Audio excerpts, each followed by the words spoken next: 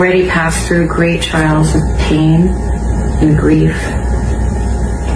We are always going to be merely human, just normal. There's a photograph of Nancy Guthrie holding her daughter Anna. Both of them are smiling. It looks like any other family photo, warm light, genuine joy.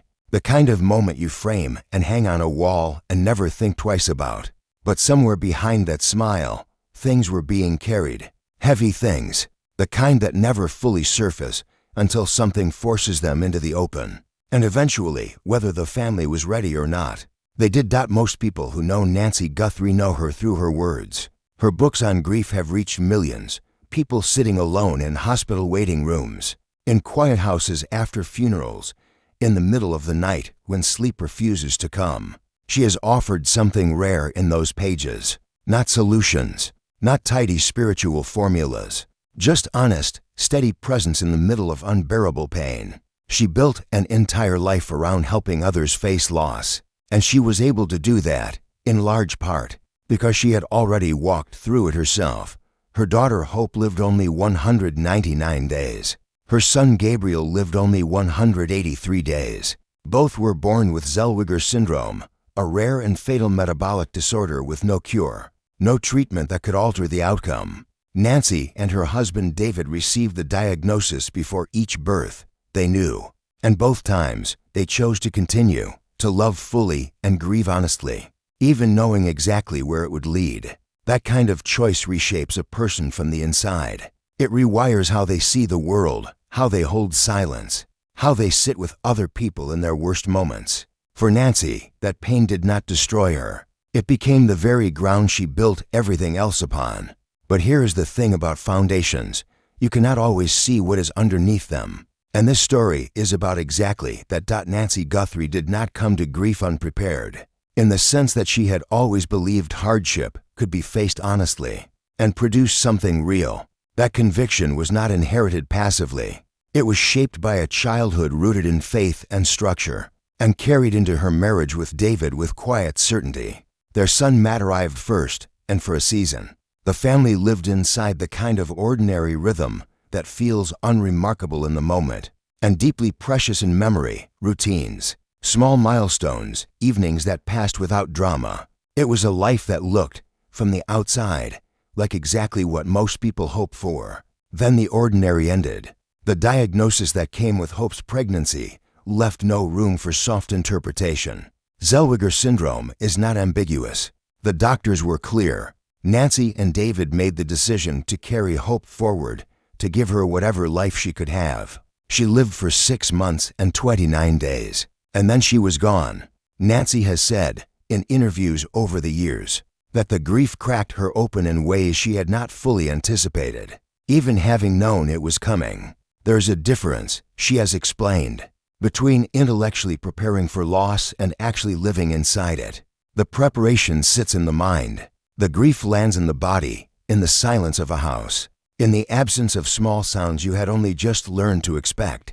What Nancy did with that grief was right. She began speaking publicly about what it meant to lose a child and still hold on to faith in a God who could have intervened. She did not offer easy answers. She sat in the discomfort and invited others to sit there with her. Her first book, Holding On to Hope, found its way into the hands of people who had been waiting, perhaps without knowing it, for that specific kind of honesty. Then Gabriel was born. The same syndrome, the same prognosis, a second goodbye that the world watched with a kind of quiet awe. Nancy did not collapse in the way many people expected. She gave Gabriel the same full, careful presence she had given Hope. And when he was gone, she returned to the page. She wrote again. She spoke again. She kept showing up. From the outside, it looked like extraordinary faith, like strength that most people could barely imagine. But inside the house, something else was also quietly unfolding. Something the books did not fully capture, and the speaking engagements did not quite reach. Anna Guthrie grew up in the shadow of siblings who never grew up at all. That is not a small thing to carry through childhood. She was the one who got to stay, and in families shaped by the kind of loss the Guthries knew, the children who survive often absorb something that is never handed to them directly, a quiet, invisible weight, A sense, never spoken aloud, that their own struggles are somehow smaller, that their pain is not quite permitted to take up the same space, because the family has already known something so much larger. Anna was young when Hope died, still young when Gabriel followed. She grew up watching her parents navigate a public life constructed on top of private devastation, watching her mother become a voice for others in grief while their own home remained, in many ways, a place where mourning was never entirely finished. According to those who have spoken about the family's dynamics, Anna's experience of those years was layered in ways that are difficult to describe simply. She loved her parents. That comes through clearly in every account. But love does not protect a child from confusion. It does not prevent the loneliness of growing up inside a story that was, in fundamental ways, never entirely her own. As she moved into adulthood, questions began to surface about identity, about what she had silently absorbed, about the distance between the family she knew in private and the one the rest of the world believed it understood.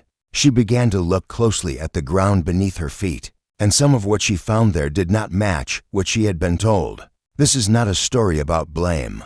It is a story about people doing their very best inside impossible circumstances, and about the costs of that, which do not disappear simply because they are never named. At some point in Anna's adult life, according to sources familiar with the situation, tensions emerged that went beyond the ordinary friction of family life. The nature of those tensions has been described in different ways depending on who is speaking, and no single account captures everything. But what appears consistent across multiple perspectives is that Anna began expressing, first privately, then in ways that became harder to contain, a sense of having been shaped by experiences she had neither fully chosen nor fully processed. Questions were raised about boundaries, about the gap between a family's carefully maintained public narrative and the more complicated, unresolved truth that lived inside it, about what it actually costs to grow up as a real person inside a story the outside world has already decided the meaning of.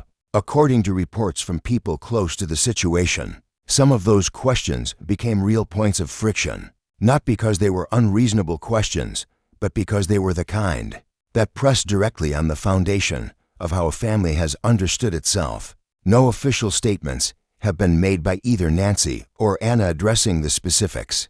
No legal proceedings have been publicly documented. What exists is a careful accumulation of accounts and observations that suggests something deeper than surface tension, a reckoning, perhaps, with the accumulated cost of surviving inside a narrative of extraordinary public grief. Those who have examined the family's dynamics more closely have noted that this pattern is not unique to the Guthries. Families shaped by extreme and visible loss often construct a kind of protective story, one that functions as both genuine expression and as armor. And the children who were too young to choose that armor sometimes discover, as adults, that it no longer fits the person they have become. There is a concept in psychology called secondary trauma. It describes the way people who are close to someone carrying tremendous pain can begin to absorb that pain themselves, not through direct experience, but through proximity, through the silences, through the things that are carefully rerouted around so that old wounds are not reopened.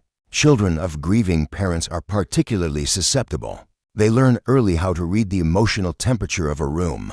They learn which subjects create tension and which ones are safe. They shape themselves, often without realizing it, around the grief that belongs to someone else. For Anna, growing up in a home where grief had been transformed into purpose and then into a public ministry, a quiet question seems to have followed her for years. Where did the untransformed grief go? Where was the space for the messy, ordinary, unresolved parts of childhood that do not fit inside a story about faith and endurance? Where was the room for her? People who have spoken carefully about Anna's experience, without placing blame on anyone, have described someone who spent years trying to locate herself within a family narrative that was, in many ways, already complete before she was old enough to shape it. Hope and Gabriel had already defined the emotional landscape of the home. The books had already been written. The audiences had already gathered. And Anna was there, in the center of it, trying to work out who she was outside of it. According to those familiar with more recent developments, She has made deliberate choices to create distance from certain parts of her family's public life, to draw her own lines, to insist, quietly but firmly, on a version of herself that is not a supporting character in someone else's story. Whether those choices have left lasting fractures has not been publicly confirmed. What has been observed is that the distance, wherever it exists, is real. There's always a space between the story a family tells about itself and the full truth of what it was actually like to live inside it. That space is not dishonesty. It is survival. Human beings build narratives to remain standing. We shape meaning from chaos because the alternative is to be swallowed by it. Nancy Guthrie did that, and she did it with more genuine honesty than most people ever manage. Her grief is not performed. Her faith is not a strategy. By every available account, both are deeply real. But real things can still carry shadows. And the question that quietly surrounds this family is not whether Nancy was a good mother, or whether her faith was sincere, or whether her grief was legitimate. Those things appear to be true. The harder question, the softer one, is about what happened in the space between the public story and the private one, about the daily, unremarkable negotiations between a parent who had become a public figure and a child who was simply trying to become a person, about the way profound loss, without anyone choosing it, can press down on everyone in the house, including the ones who were never supposed to be carrying it. Anna is not a tragedy. She is a person who emerged from an extraordinary set of circumstances and did what every person eventually does. She tried to figure out who she was and what she needed and where the lines of her own life should fall. That is not betrayal. That is just the work of growing up. For some people, that work is simply harder when the family they grew up in is also, in some sense, the world's family, a public story that belongs emotionally to millions of strangers who never once had to live inside it. Nancy has spent decades helping others hold grief without being undone by it. That is a genuinely meaningful life. But the people who are sometimes hardest to reach are the ones standing closest to us, not because we don't love them, but because love, when it is tired and grieving and trying to keep itself upright, does not always see clearly what the person right beside it needs. No conclusion has been reached about what passed between Nancy and Anna in private. No complete account exists.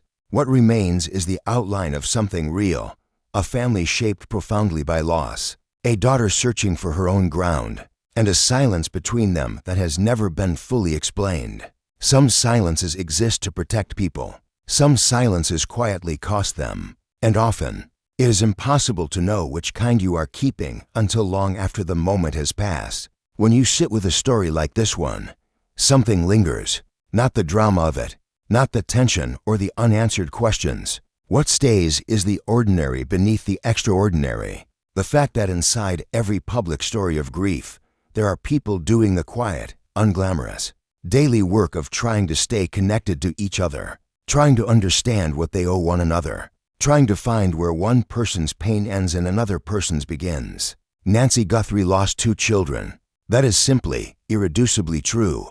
And what she did with that loss, turning toward others instead of away from them, is rare and real and worthy of recognition. Anna Guthrie grew up in the aftermath of that loss, inside a home shaped by something enormous. And she has done what all of us eventually do. She has taken what she was given and tried to build something of her own from it. Whether that required pain, whether it required distance, whether it left marks that have not yet healed. These are not things that can be known from the outside.